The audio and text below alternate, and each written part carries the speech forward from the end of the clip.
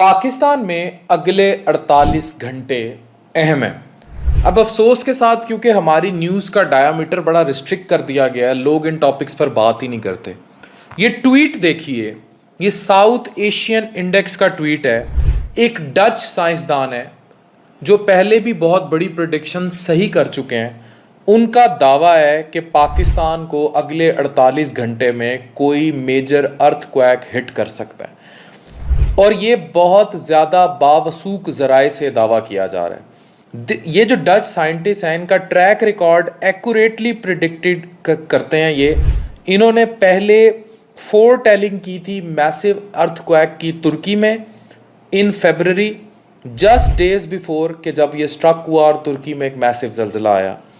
Scientist ने report किया एक massive surge of electric activity along fault lines in Balochistan, या पढ़ सकते हैं sparking anticipation of a powerful earthquake in next 48 hours in Pakistan. तो ये प्रेडिक्शंस हैं, ये आपके सामने हैं। इसके अलावा आप ये पढ़ सकते हैं, यही जो इन्होंने किया है प्रेडिक्ट, फ्रैंक हुगर बीट्स, उन्होंने कहा है कि planetary geometry is difficult to interpret with 4 conjunction spread out over next days as far as I can tell 1 से 3 अक्टूबर क्रिटिकल हो सकता है। और ये वो सारे सर्वेज हैं, और ये आप स्टार्टअप की भी इस पर पोस्ट देख सकते हैं। अब मैं इस पर थोड़ा सा आपको बताता हूँ कि सारा मामला है क्या। ये जो डच साइंसदान है, इन्होंने प्रिडिक्ट किया कि अगले 48 घंटे पाकिस्तान में कोई बड़ा जल्जला आ सकता है। उसका मरकज़ भी इन्होंने पॉइंट आउट किया कि बलूचिस्तान में चमन की जो फॉल्ट लाइन है, इसमें तेज़ गर्दिश नोट की गई है। और ये कहना है कि अगले 2 दिन में इसी मकाम से, ये जो चमन की फॉल्ट लाइन है, इसी मकाम से एक बड़ा जल्जला आ सकता है। और उन्होंने ये कहा कि चमन की फॉल्ट लाइन में इंतहाई तेज़ गर्दिश नोट की गई है, और अगले 2 दिन में इसी मकाम से जल्जला ओरिजिनेट हो सकता है, जिसकी शिद्दत 6 जो रेक्टर स्केल होता है उससे ऊपर होगी। इसमें चमन की जो फॉल्ट लाइन है, ये एक इंतहाई ताकतवर मरकज़ होगी। और ये ट्वीट जो मैं पहले ही शेयर कर चुका हूँ फ्रैंक हुगर बीट्स का, ये जल्जला 1 से 3 अक्टूबर की दरमियानी शब आ सकता है।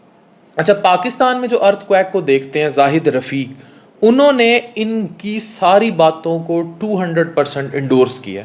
उन्होंने ये कहा है कि ये बिल्कुल एग्जैक्ट जिस फॉल्ट लाइन के दावेदार हैं, इस फॉल्ट लाइन पे पहले भी छोटे जल्जले आते रहते हैं, लेकिन ये मोनीटर कर देना, इस पर मोनीटरिंग स्टेशन लगे हुए हैं, ये मोनीटर कर देना कि अब ये कोई बड़ा जल्जला आएगा या नहीं और किस टाइम पे आएगा, ये प्रिडिक्ट नहीं किया जा सकता।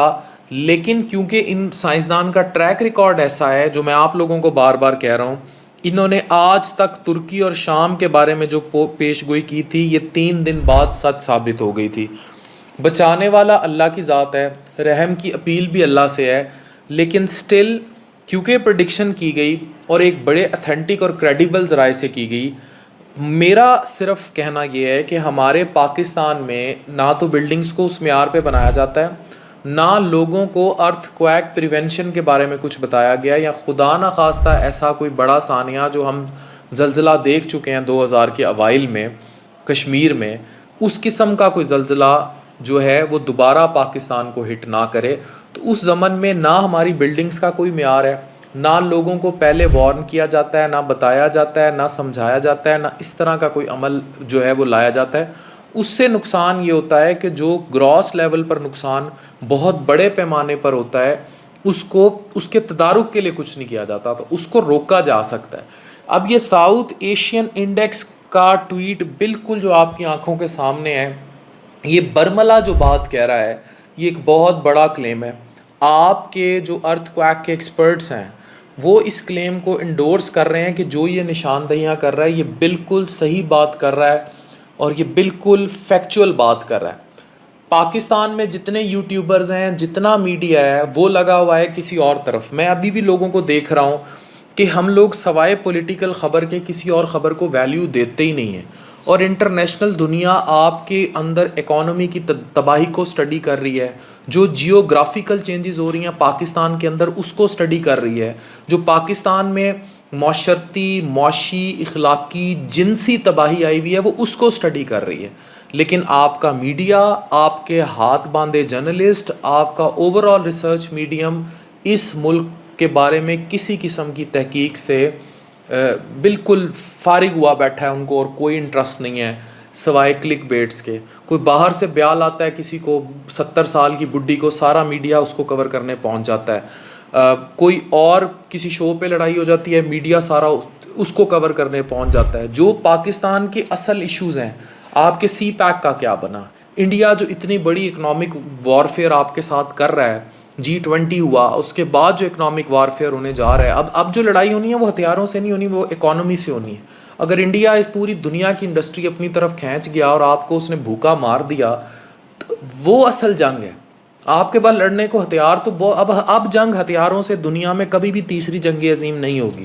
اب جنگ ہتھیاروں سے نہیں ہوگی، دیٹس ویری کلیئر. اسی لیے دنیا میں بہت بڑی بڑی فوجیں اور بہت بڑے بڑے اسلحے اور ان کے کانسیپٹ بھی کریک ڈاؤن کی طرف جا رہے ہیں، کیونکہ اب اکانومک وارفیئر ہے. امریکہ کو اگر آپ کہتے ہیں اس کی بڑی، تو اس کی اکانومی بھی اور جب آپ کی اکانومی اسٹرینتھن تو ہوتی ہے تو آپ کا اوور آل وارفیئر بہت اسٹرانگ ہو جاتا ہے. اگر آپ کی اکانومی نیچے آئے گی تو سب تک کچھ خریدنے کے پیسے ہی نہیں ہوں گے.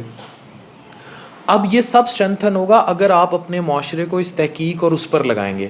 اب یہ جو ارتھ کویک کی تحقیق کی گئی، جو ساؤتھ ایشین انڈیکس بتا رہا ہے، یہ فرینک ہوگر بیٹس بتا رہا ہے، یہ پاکستان کے جو جیوگرافیکل سرویز والے ہیں، they should have come out very early for that. ان کو پہلے کام کر لینا چاہیے تھا، اور یہ بہت عرصہ پہلے ہوتا کہ اس پر لوگوں میں آگاہی اور اویئرنیس بھی پھیلائی جائے. میں نہیں چاہتا کہ پاکستان میں کوئی بڑا ڈیزاسٹر آئے اور یہ بڑا ڈیزاسٹر سب اگل دے گا. پہلے ہی ہم اکانومی کے، اخلاقیات کے، سیاسیات کے اور معاشرتی ہر طرح کے، ایون منافرت کے، فرقہ واریت کے بہت بڑے ڈیزاسٹر سے لڑ رہے ہیں. واٹ نیکسٹ ٹو کم ان پاکستان. پھر دعا کروں گا اللہ کرے کہ یہ پریڈکشن بالکل غلط ثابت ہو اور کوئی ایسی چیز ہمارے ملک کو ہٹ نہ کرے. اللہ بچانے والا ہے، اللہ ہی سب کا امین ہے، اللہ سب کا حافظ ہے، اللہ سب کا حامی و ناصر ہے. اللہ نہ کرے کبھی کچھ ایسا ہو، لیکن we should be aware of what people are seeing, what researchers are seeing. Geographical changes کے بارے میں بھی we should be aware of that. Thank you very much.